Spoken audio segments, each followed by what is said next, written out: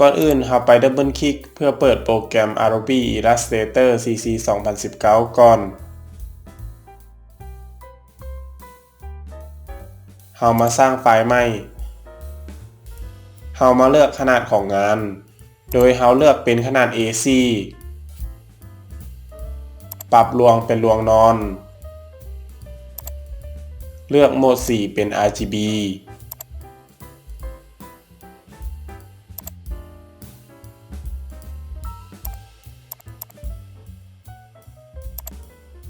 ก่อนอื่นเราเต็มกลางหัวใจก่อน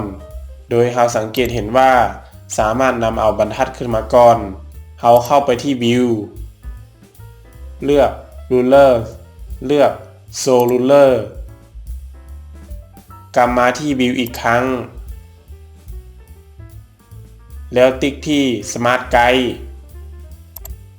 ต่อมาเรามาเลือกสี่เหลี่ยมสร้างรูปโดยการกด Alternate Shift ค้างไว้แล้วลากต่อมาเรามาใช้ Pen Tool เพื่อสร้างเม็ดอยู่กลางหลังจากนั้นเราหมุนรูปโดยการกด Shift ค้างไว้ต่อมาเรามาเลือกตัวซีเมาส์สีขาวเพื่อกดใส่เม็ดแล้วคลิกใส่คำสั่งนี้เพื่อสร้างแขนในการดึงต่อมาเรากด Shift ค้างไว้แล้วดึงขึ้น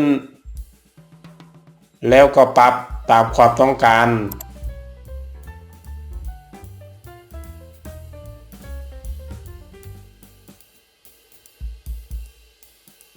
เรามาคลิกเม็ด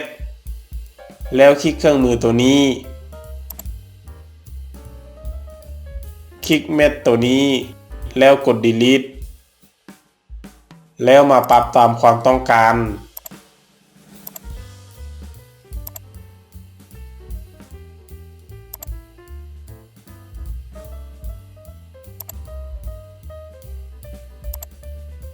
ต่อมาเรามาเลือกสี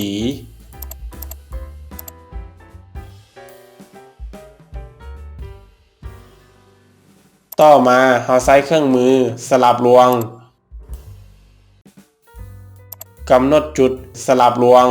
ไว้ลุ่มต่อมาคลิกเมาส์ค้างลากไปทางข้างโดยการกด Shift ค้างไว้แล้วกด Alt เพื่อ Copy แล้ววางต่อมาเรากด Shift ค้างไว้แล้วเลือกทาสีต่อมาเรามาใช้เครื่องมือ Pathfinder ถ้าบ่มีเครื่องมือนี้ปรากฏขึ้นให้เราไปคลิกที่ Windows และเลือก Pathfinder แล้วเราเลือกคำสั่งตัวนี้เพื่อรวมรูปเข้ากันต่อมาเราเอาขอบรูปออกโดยการเลือกที่ None แล้วเลือกสีของรูปตามต้องการ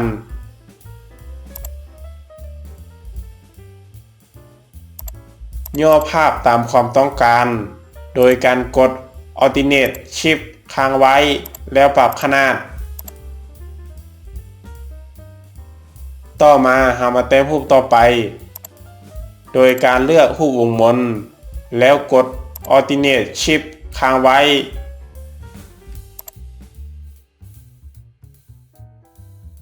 แล้วปรับขนาดตามความต้องการ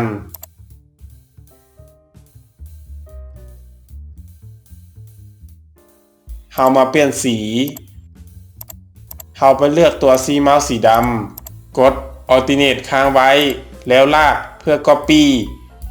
เรามาปรับขนาดและรูปร่างตามต้องการ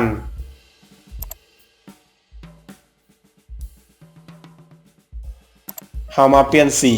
ตามความต้องการ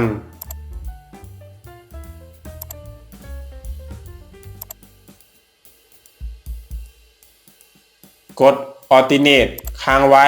แล้วลากเพื่อ Copy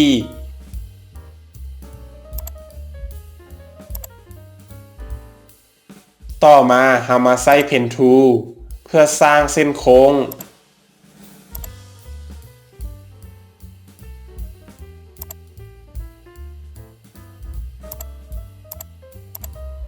เราเอาสีพื้นออก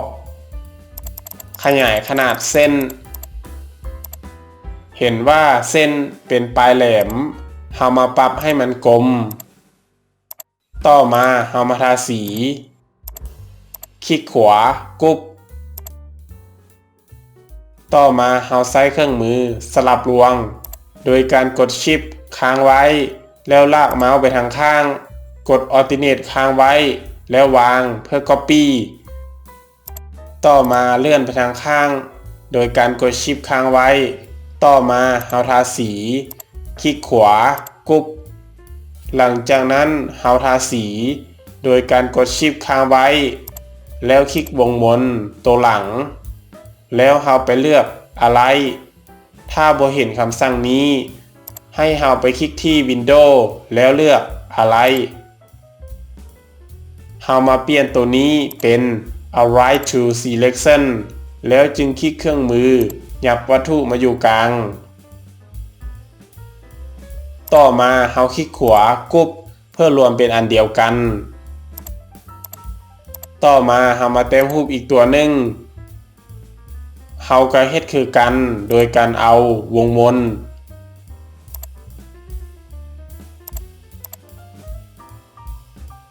เรามาเปลี่ยนสีพื้นกด Alternate ค้างไว้แล้วลากเพื่อ Copy เปลี่ยนสีเป็นสีดำเรากด Alternate Shift ค้างไว้แล้วลากเพื่อปรับขนาด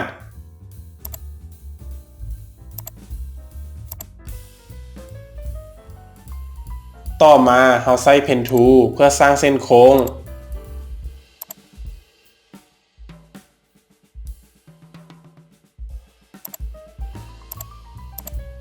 เอาสีพื้นออกขยายขนาดเส้น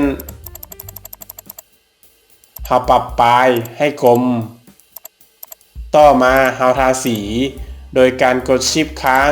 แล้วคลิกเลือกแล้วเราคลิกขวากรุ๊ปต่อมาเราใช้เครื่องมือสลับรวงโดยการกดชิปค้างไว้แล้วดึงไปทางข้างกด Alternate ค้างไว้แล้ววางเพื่อ Copy ต่อมาเราเลื่อนไปทางข้างโดยการกดชิปค้างไว้ต่อมาเราทาสี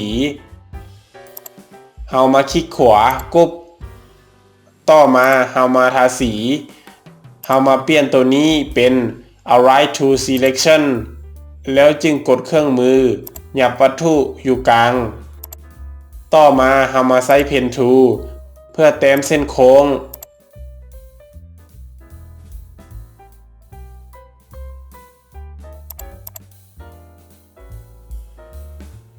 ต่อมาเอารูปวงมนมากด Alternate Shift ค้างไว้แล้วลากเปลี่ยนสีเป็นสีฟ้าเอาขอบออก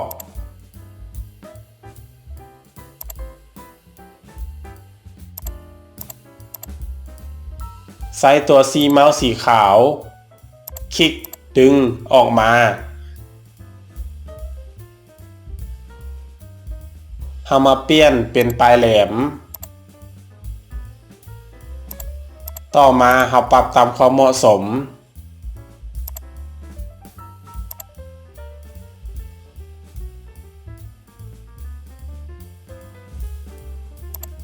เรามาทาสีคลิกขวาแล้วกรุ๊ป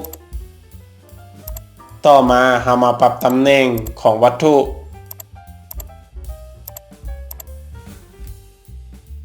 ต่อมาเราทาสีโดยการกดชิปค้างไว้แล้วคลิกเลือกแล้วมาคลิกใส่เครื่องมือเพื่อปรับระยะห่างต่อมาเราสร้างตัวหนังสือขึ้นมา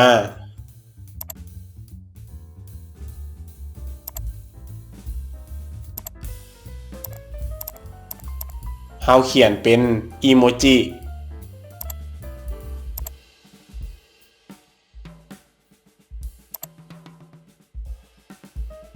สามารถเปลี่ยนฟอนต์ตามความต้องการเปลี่ยนสีเราสามารถปรับตัวหนังสือให้มาอยู่กลางได้โดยการเลือก Align to Artboard แล้วปรับมาอยู่กลาง ต่อมาเรา Copy ลงมา โดยการกด Alternate ค้างไว้แล้วลาก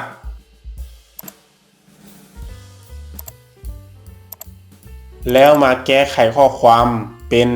Love เราสามารถใช้เครื่องมือดูดสีเพื่อให้เป็นสีเดียวกันได้ ต่อมาเรามา Copy โดยการกด Alternate ค้างไว้แล้วลาก แล้วมาแก้ไขข้อความเป็นว้าวเราสามารถใช้เครื่องมือดูดสีเพื่อให้ดูดสีเดียวกันได้ ต่อมาเรามา Copy โดยการกด Alternate ค้างไว้แล้วลาก แล้วมาแก้ไขข้อความเป็น Z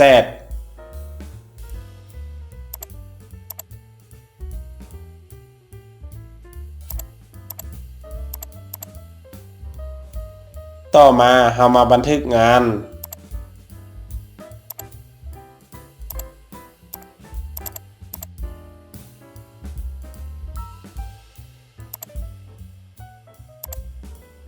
ต่อมาเราต้องการเอาภาพไปใช้ก็เพียงไปคลิกที่ไฟล์ Export As ต่อมาไปเลือกตำแหน่งที่เก็บภาพ มาตั้งชื่อภาพ เลือกประเภทเป็น PNG แล้วติ๊ก Use Artboard แล้วกด Export โดยเราตั้งพื้นหลังเป็นสีขาวความละเอียดเป็นระดับสูง 300 แล้วกดโอเค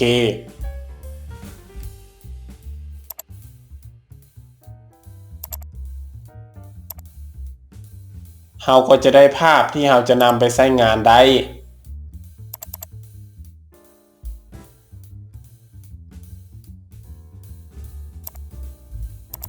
ส่วนตัวนี้แม่นไฟล์งานของเราสามารถนำไปแก้ไขและปรับแต่งได้